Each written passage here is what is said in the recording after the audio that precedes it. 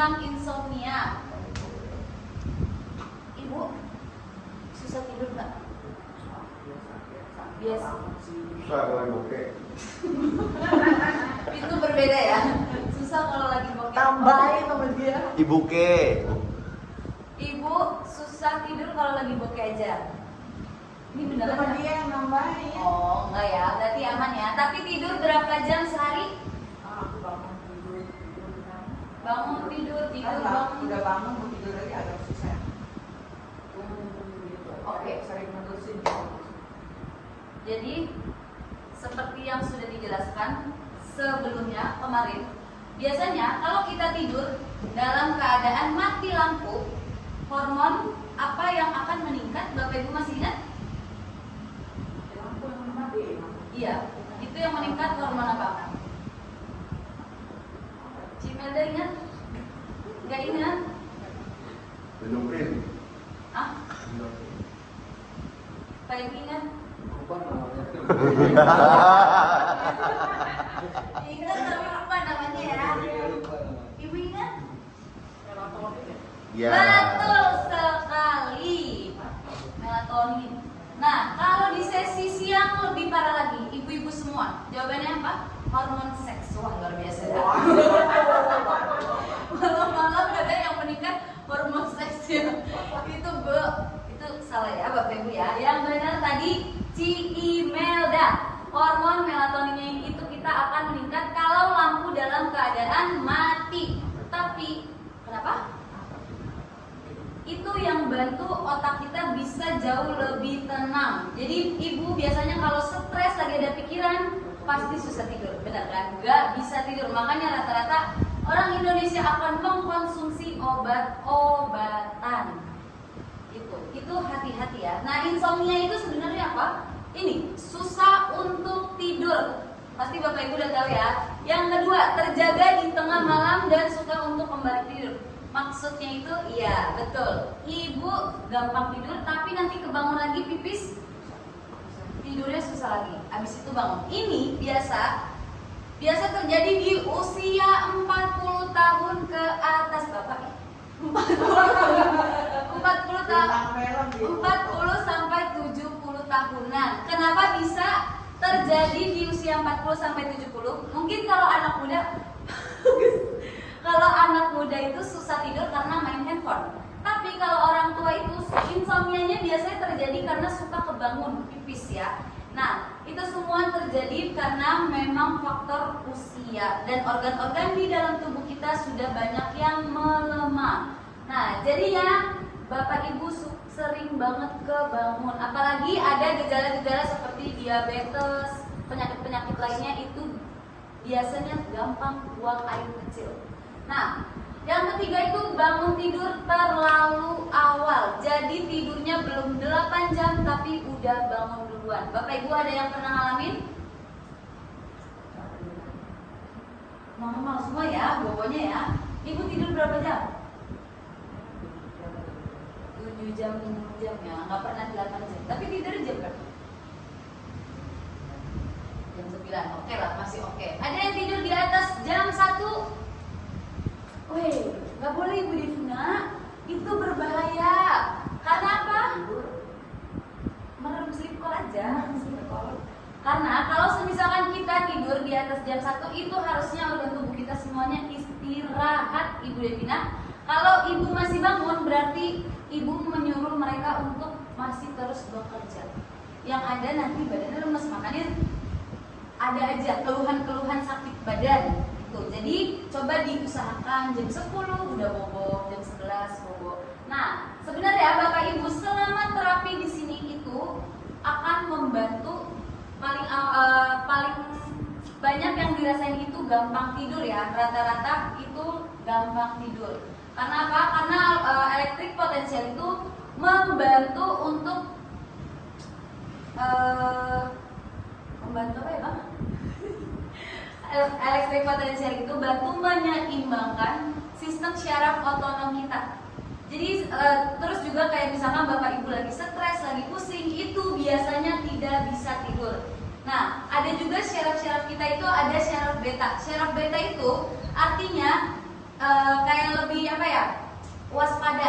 syarat-syarat waspada. Kayak misalkan ibu cantik ya, ibu cantik lagi jalan, terus ada yang ngikutin, pasti berasa ya, wah berasa nih diikutin kayak gitu. Itu syarat-syarat waspada. Nah kalau misalkan parasimpatis itu syaraf yang nenangin tubuh kita. Makanya dengan terapi elektrik potensial ini syaraf kita diseimbangkan, di mana parasimpatisnya itu akan jauh lebih diunggulkan. Jadi bapak ibu tidurnya jauh lebih enak. Makanya kenapa bapak ibu kalau terapi di sini pernah lihat ada yang tidur sampai palanya ke meja, ada. Yang ngorok-ngorok ada juga. Apalagi siang. Ibu kalau nggak percaya datang siang sampai udah dibangunin tidur lagi. Memang pada dasarnya ini membantu untuk tidur, dan aliran listriknya yang masuk ke dalam tubuh itu sangat-sangat halus, jadi sangat aman digunakan untuk manusia. Tapi kalau yang potensialnya tinggi itu, kalau elektrik potensialnya tinggi, biasanya itu untuk perawatan. Kayak misalkan ibu ada sembelit, ada kayak stroke atau jantung, itu untuk yang voltase tinggi, alkatera ya. Ada juga yang voltasenya rendah, itu lebih ke bantu tidur dan pencegahan, seperti matras yang dimiliki Ci Imelda ya. Itu harus dipakai. Cici masih rajin nggak pakai matrasnya? Nanti kita akan memperkenalkan, itu namanya surprise. Jadi itu bantu tidur dan juga melakukan pencegahan. Kayak misalkan contohnya kan si Kak siapa ini namanya? Ya, Kak Jared masih muda, ya kan, masih muda mas. Elektrik potensial di dalam tubuhnya masih full-fullnya, lagi semangat-semangatnya. Coba Ibu Devina lomba lari sama Jared, kira-kira menang siapa? Iya, betul. Pasti menang Abang Jarednya ya, karena elektrik potensialnya masih banyak. Sedangkan kita seiring bertambahnya usia, pasti lama-kelamaan bakal terus-terusan berkurang. Makanya itu Bapak Ibu duduk di sini dibantu cas kembali. Kalau analogi gampangnya itu kayak handphone, kalau baterai kita habis, handphonenya bisa apa? Lowbat ya, untung nggak bilang mati ya. Sama halnya kayak elektrik potensial yang ada di dalam tubuh kita. Kalau semisalkan berkurang, makin lemah terus. Bapak Ibu bisa lihat biasanya usia 90-80 itu udah mulai lemes semuanya. Ada yang pakai tongkat, ada yang harus dituntun. Tapi nggak menutup kemungkinan ada juga yang sehat, karena dari mudanya itu suka berolahraga. Rata-rata yang waktu mudanya itu nggak olahraga, di tuanya, di usia apa ya? Usia ke atas, ya lansia, itu udah mulai ada gangguan pada bagian kaki, pinggang, pundak, itu semua mulai berasa. Nah, penggunaan ponsel di atas pukul 7 malam sebabkan gangguan tidur pada anak. Jadi Bapak Ibu yang mempunyai anak cucu, rata-rata waktu tidur anak usia 7-12 tahun itu bagusnya 7,5 jam setiap malam. Dan penelitian dari 300 anak yang menggunakan ponsel setelah pukul 7 malam, di depan layar ponsel selama 50 menit, panggilan telepon selama 2 menit. Durasi atau kualitas tidur yang tidak memadai menyebabkan konsekuensi kesehatan fisik dan mental. Nah, makanya bisa dibilang begadang menyebabkan kematian, karena memang salah satu penyebab kita susah tidur adalah stres, karena pikirannya banyak. Itu yang menyebabkan kematian. Dan selain itu nggak cuma itu doang. Kalau Bapak Ibu kebanyakan begadang, organ tubuh yang harusnya istirahat disuruh kerja, itu merusak semuanya tubuh kita. Pada akhirnya akan banyak gejala penyakit yang berdatangan. Nah, ini yang kemarin kita bahas ya, bahaya kurang tidur. Bahkan Bapak Ibu perlu ketahui, tadi ada ibu-ibu dia sharing, sebelumnya itu dia kemana-mana selalu naik mobil pribadi. Nah, suaminya ini meninggal, tapi sebelum meninggal masuk ke rumah sakit. Padahal suaminya itu sangat-sangat sehat. Aku nggak tahu ya dia olahraga atau enggak, tapi dibilang tidak ada keluhan seperti diabetes, kolesterol, itu tidak ada, sehat. Hanya tiba-tiba dia masuk ke rumah sakit, dan ibunya bilang itu udah dikures duitnya semuanya sampai jual rumah, jual mobil. Tapi yang ibunya itu ketahui memang bapaknya ini sering begadang. Makanya tadi pas kita bahas insomnia, ibunya bener-bener dengerin. Karena itu dia sudah mengalami. Jadi Bapak Ibu jangan disepelekan keluhan apapun, itu nggak boleh. Baik susah tidur, ataupun sakit kepala, sakit pinggang, sakit pundak, itu kalau bisa kita perbaiki dari sekarang, diperbaiki. Ibu Sani setuju? Setuju. Mantap. Nah, ini ya tadi ya, bahaya kurang tidur itu menyebabkan kencing manis, diabetes. Bahkan kencing manis, diabetes itu juga bisa kemana-mana. Dari yang hanya diabetes, itu bisa sampai ke amputasi kaki. Glaukoma juga bisa ya, Bu Sani ya. Tapi Ibu Sani pun bukan dari kencing manis, tapi dari apa itu, Bu Sani? Awalnya sakit kepala ya?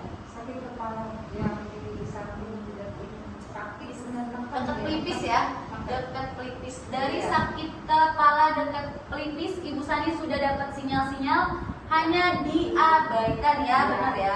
Hanya diabaikan. Jadi Bapak Ibu, Ibu Sani mau sharing bukan karena bukan mau jual cerita-cerita, tapi Ibu Sani itu mau Bapak Ibu lebih aware lagi ke diri masing-masing. Jangan sampai merasakan apa yang Ibu Sani rasakan juga. Karena memang itu sangat menyakitkan ya, tidak enak ya. Tidak enak. Jadi harus selagi bisa sehat dipergunakan dengan baik.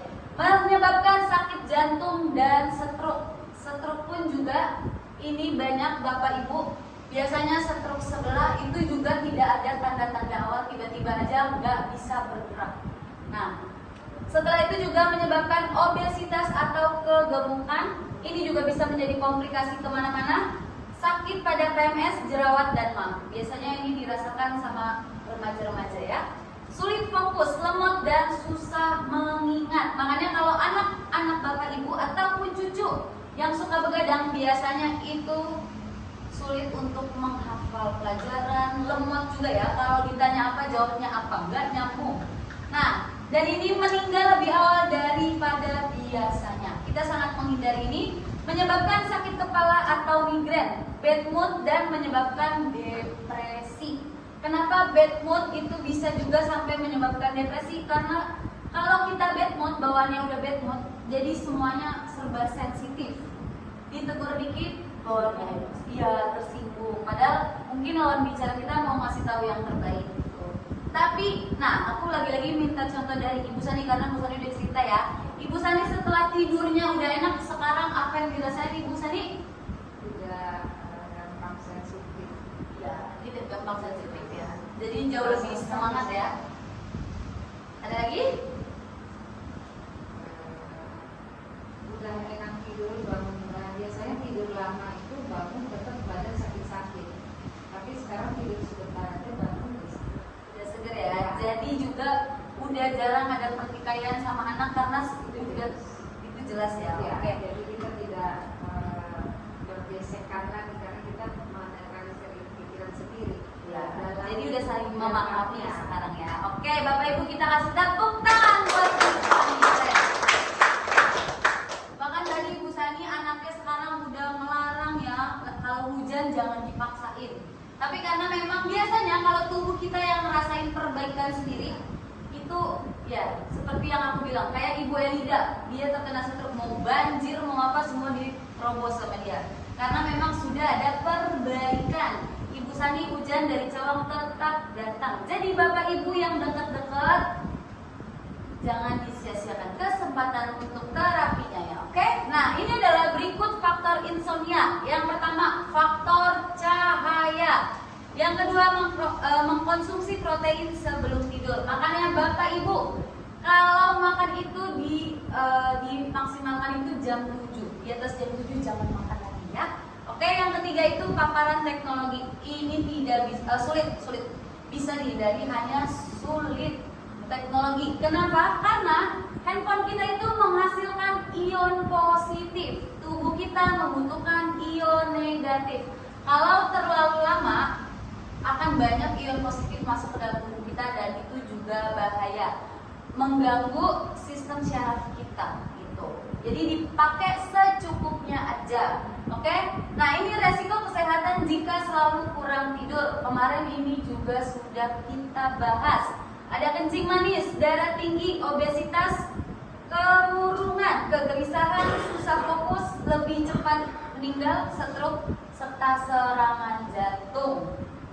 Nah, ini kalau kemarin testimoni kita si ibunya itu, Ibu Fidelia minum obat 1 mili. Tapi kalau ibu ini minum obatnya 5 mili. 5 mili itu sangat tinggi dosisnya ya Bapak Ibu ya. Tapi setelah terapi di Alphatera rutin, dan Bapak Ibu perlu ketahui karena seringnya dia mengkonsumsi obat-obatan di masa mudanya dia sudah terkena stroke. Makanya yang aku bilang penyakit tidak pernah mengenal usia. Selagi bisa dijaga sekarang, dijaga sekarang. Ibu ini udah stroke di masa mudanya, sampai sekarang masih mengkonsumsi bukan sekarang, video ini pas video ini dibuat, dia masih mengkonsumsi obat tidur. Hanya saja setelah 10 hari terapi di Alphatera itu dosisnya sudah berkurang sangat jauh. Jadi kita langsung simak aja ya Bapak Ibu. Selamat malam Ibu, selamat malam. Ibu boleh kenalin namanya siapa?